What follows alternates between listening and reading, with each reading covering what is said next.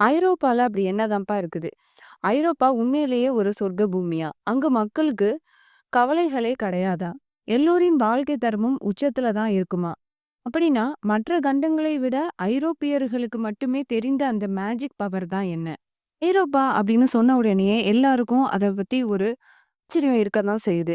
நம்ம படிக்கும் ஐரோப்பா என்று ஒரு உள்ள பூமி, அழகு, திறந்த கலாச்சாரம், அதி உயர்ந்த வாழ்க்கை தரம், நிலையான அரசியல் எல்லாமே நம்மளோட கண் முன்னாடி வந்து போகும்.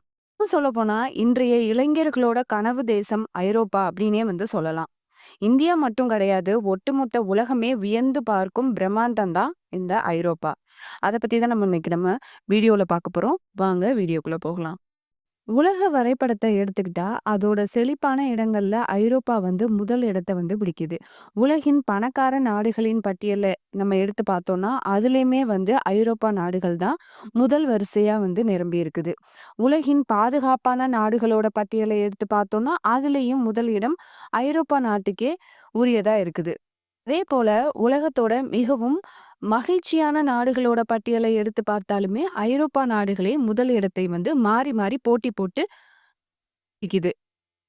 ஐரோப்பால என்னதான் இருக்குது? அப்படிங்கிற கேள்விக்கு நம்ம விடைய வந்து தேடி பார்த்தோம் அப்படின்னாக்க, வரலாற்றோட 4ஆம் நூற்றாண்டு வரை நம்ம வந்து பின்னோக்கி சென்று பார்த்தோம் அப்படின்னாக்க, ரோமன் பேரரசு உடைந்த அந்த டார்க் ஏஜஸ் என அழைக்கப்பட்ட இருண்ட யுகத்திலேயே ரோமன் ஆட்சியின் கீழ் இருந்த பிரதேசங்கள் அனைத்துமே பிரிந்து நமக்கான சுயராஜ்யத்தையும் அந்த கட்டமைப்பையும் வந்து கொண்டுட்டு இருக்குது. இழந்த நிலத்தின் உள்ள இருந்த அந்த பசுமையான செடி வந்து வேர் விட்டு வெளிவருவது போல பிளவுபட்ட ஐரோப்பால மெல்ல மெல்ல மலர்ச்சியும் துளிர் விட ஆரம்பிக்குது. இந்த நேரத்துல இருந்துன்னு பார்த்தாக்கா, ஐரோப்பா வந்து மற்ற நாடுகள விட ஒப்பிட்டு பார்க்கும்போது செல்வத்திலயும் சரி, இந்த தொழில்துறை வளர்ச்சியிலுமே சரி, இதுல வந்து ஐரோப்பா நாடுகள் தான் வந்து முதல் இடத்த வந்து பிடிக்குது. ஒருவேளை நம்ம பார்க்கிறதோ, இல்ல கேட்கிறதோ, இல்ல பார்த்து தெரிந்து கேட்டுக்கிறதுக்கோ, அந்த பகட்டான ஜொலிக்கும் பக்கம் தான் ஐரோப்பாவோட உண்மையான முகமா? இல்ல வெளிச்சத்துக்கு வராத இருள் பிரதேசம் எதுவும் இருக்குதா? அப்படிங்கிறதையும் நம்ம இந்த வீடியோல வந்து பார்த்துடலாம். உலகத்தோட 7 கண்டங்கள்ல 2வது சிறிய கண்டமான ஐரோப்பா பூமியின் மேற்பரப்புல சுமார் 2% வந்து உள்ளடக்கி இருக்குது. ஐரோப்பா என்ற பெயர் வந்து பண்டைய கிரேக்க புராணமான ஜிஎஸ்ல இருந்து வந்ததாக ஒரு சுவாரஸ்ய கதையும் வந்து இருக்குது. இந்த கதையின் படி பார்த்தாக்க பண்டைய கிரேக்க மதத்துல வானம் மற்றும் இடியுடன் வந்து கடவுள் வந்து ஜிஎஸ் ஒலிம்பியஸ் மலையில வந்து ஆட்சி செஞ்சதாகவும், அவர் ஒரு நாள் வந்து கடற்கரையோரத்துல அழகான பினிசிய இளவரசியான யுரேப்பா வந்து குளிக்கிறத வந்து பார்த்ததாகவும், பார்த்த அந்த முதல் பார்வையிலேயே வந்து ஈர்க்கப்பட்டு ஜிஎஸ் தன்னை அற்புதமான ஒரு வெள்ளை காளையாக வந்து மாற்றிக்கிட்டு அந்த பெண்ணை வந்து அணுகிறாரா. அந்த காளை வந்து மிகவும் கம்பீரமாகவும் அழகாகவும் இருந்த உடனே வந்து அந்த யூரோப்பா இளவரசியும் வந்து அவங்களோட கழுத்துல அணிந்திருந்த அழகிய வண்ண வண்ண பூக்களின் மாலையை வந்து கழற்றி அந்த காளையோட கழுத்துல வந்து போட்டதாகவும், அதுல ஏறி அந்த காளையோட முதுகுல ஏறி அமர்ந்தாங்க அப்படின்னு ஒரு சுவாரஸ்யமான ஒரு கதை வந்து இருக்குது. இந்த இளவரசி ஏறி அமர்ந்ததுக்கு அப்புறமா அந்த காளை கடல் நீரின் மேற்பரப்பு முழுவதுமே சுற்றி சுற்றி நீந்தி தீவுக்கு அந்த இளவரசிய வந்து கடத்திட்டு சென்றிருக்கிறாங்க அப்படின்னும் தெரிய வருது. அதுக்கப்புறமா அந்த கிரீட் தீவுல ஜிஎஸ் மற்றும் யுரேப்பா இருவருமே வந்து திருமணம் முடித்து 3 மகன்களையும் வந்து பெற்றெடுக்கிறாங்க.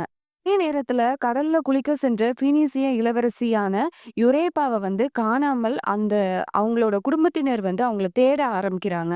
இந்த இளவரசியோட 3 சகோதரர்களை வந்து அனுப்புறாங்க தேடுறதுக்கு. ஆனா அது தோல்வியில தான் வந்து முடியுது. இருந்தாலுமே அவங்க வந்து அந்த ஒவ்வொருவருமே வந்து முக்கியமான நகரங்கள வந்து கண்டுபிடித்து ஏஜியனை சுற்றி உள்ள அந்த கடல் அப்படிங்கிறதுனால ஐரோப்பாவுக்கும் ஆசியாவுக்கும் இடையிலான அந்த மத்திய திரைக்கடலின் ஒரு பகுதி, அதுக்கப்புறம் பல்வேறு பகுதிகளுக்கு அவங்களோட பெயர்களை வந்து சூட்டியதாகவும் வந்து சொல்றாங்க.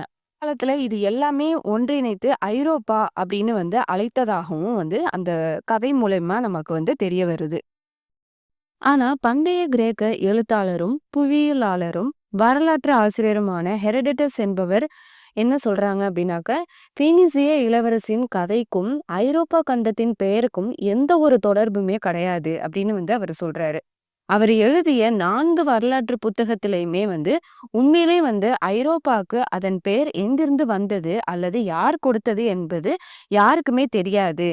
மற்ற கண்டங்களைப் போல பேரிடாமல் இருந்த இந்த ஐரோப்பா, யூரோப்பா இளவரசியின் பேரிலிருந்து வந்தது என்று சொல்வது சாத்தியமே கிடையாது.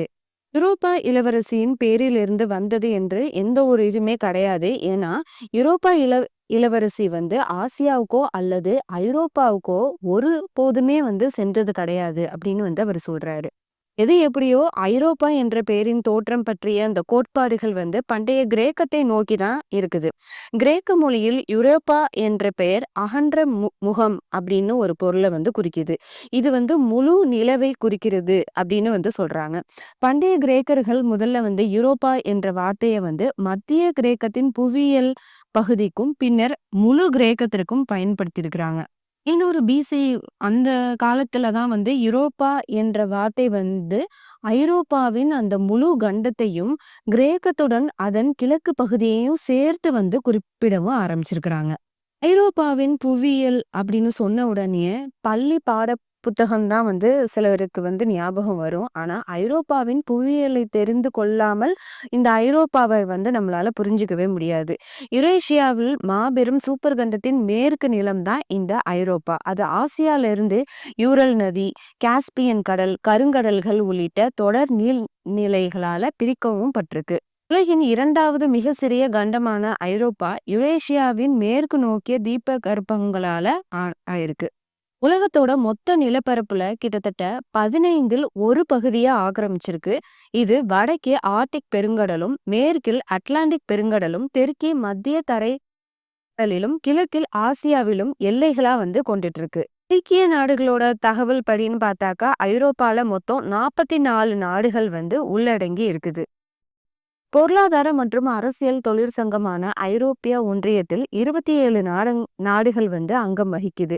Austria, Belgium, Bulgaria, Croatia, Cyprus, செக் குடியரசு, Denmark, Estonia, Finland, France, Germany, Greece, Hungary, Ireland, Italy, Latvia, Lithuania, Luxembourg, Malta, Netherlands, Poland, Portugal, Romania, Slovenia, Spain மற்றும் ஸ்வீடன் போன்ற இது வந்து இவ்வளோ பெரிய லிஸ்ட்ல வந்து இருக்குது. அதே நேரத்துல ஐரோப்பாவோட அந்த பொருளாதார பகுதியில வந்து ஐரோப்பிய ஒன்றிய நாடுகளுடன் சேர்ந்து ஐஸ்லாந்து, லிechtenstein, அதுக்கப்புறமா நார்வே இதுவும் சேர்ந்து மொத்தம் 30 நாடுகள் வந்து உள்ளடங்கி இருக்குது. ஐரோப்பா கண்டத்துல வந்து சுவிட்சர்லாந்து இருந்தாலுமே அந்த ஐரோப்பா யூனியன்லயும் வந்து சுவிட்சர்லாந்து வந்து இல்ல. இஇஏலயும் வந்து உறுப்பினரா இல்ல. ஆனா ஐரோப்பாவோட யூனியன்ல ஒரு முக்கிய அங்கமா வந்து சுவிட்சர்லாந்து வந்து பார்க்கப்படுது. அதாவது ஸ்விஸ் நாட்டுல உள்ளவங்களுக்கு வந்து ஐரோப்பாவோட யூனியன்ல மற்ற நாடுகள்ல வந்து வாழவும், வேலை செய்யவும் அவங்களுக்கு வந்து உரிமைகள் வந்து வழங்கப்பட்டிருக்கு. வடக்கு ஐரோப்பா என்பது மேற்கு ஐரோப்பாவோட வடக்கு பகுதியான இங்கிலீஷ் சேனல் மற்றும் பால்டிக் கடல் ஆகியவற்றை குறிக்குது. வடக்கு ஐரோப்பாவை ஸ்காண்டினேவியா, பிரிட்டிஷ் தீவுகள் மற்றும் பால்டிக்ஸ் என 3 பகுதிகளா வந்து பிரிக்கலாம். Norway, Sweden, Denmark, Finland, Iceland, ஐக்கிய ராஜ்யம் அதாவது United kingdom, Ireland, Lithuania, Latvia, Estonia போன்ற நாடுகள் வந்து வடக்கு ஐரோப்பால வந்து வருது.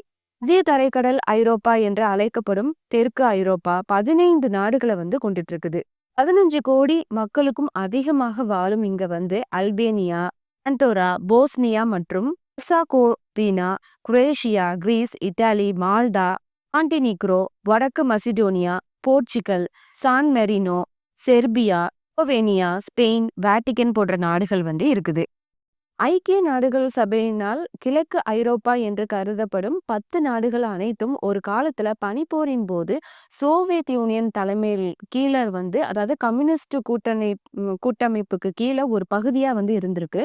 1990 அதோட முற்பகுதியில வந்து சோவியத் யூனியனோட அந்த வீழ்ச்சிக்கு அப்புறமா பல நாடுகள் வந்து மேற்கு நாடுகளோட மிக நெருக்கமா வந்து மாறுறாங்க. அதாவது மேற்கு நாடுகளோட ஒருங்கிணைக்கப்பட்டு அங்க போய் சேர்றாங்க. ஐரோப்பிய யூனியன் மற்றும் நேட்டாவின் ஒரு பகுதியாகவே மாறுது. இது கிழக்கு ஐரோப்பாவின் நாடுகள் என்று கட்டமைப்புக்குள்ள உள்ளடங்கியும் இருக்குது. பெலரஸ், பல்கேரியா, செக் குடியரசு, Hungary, Poland, Moldova, Romania, Russia, Slovakia, Ukraine போன்றவை இந்த 10 நாடுகள். சரி, இவ்வளவு செழிப்பான நாடுகளின் கூட்டணியை கொண்ட ஐரோப்பாவின் ஒரு பகுதி எப்படி பொருளாதார ரீதியில அசைக்க முடியாத ஒரு பெரும் பலத்தை கொண்டுட்டு இருக்கிறாங்க. மறுபகுதி சற்று பலவீனமாக ஏன் போனாங்க? இதெல்லாம் நம்ம அடுத்த ஒரு வீடியோல பார்க்கலாம்.